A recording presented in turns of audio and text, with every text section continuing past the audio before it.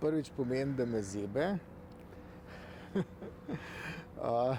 Ne, drugače pa to je eno tako priznanje, ampak moram reči, da zdajle kaj veliko o tem ne razmišljam, ker imamo veliko drugega dela. Mislim, da v prihodnjih mesecih, lahko tudi v prihodnjih letih, bo zagotovo veliko kongresov potekalo prek spleta. Upam pa, da se bo že v relativno bližnji prihodnosti začelo s kakšnimi hibridnimi oblikami.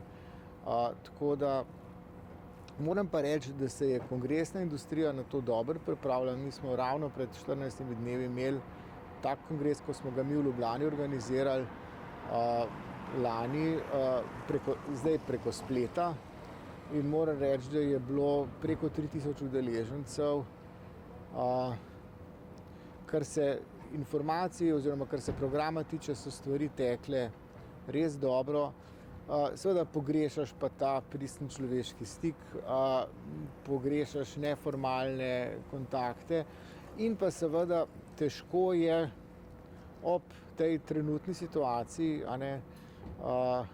vsaj zame, bilo si res vzeti čas in prisostvovati vsem tem predavanjem. Srečanja so pomembna predvsem z vidika prenosa nekih novih znanstvenih spoznanj, pa nekih strokovnih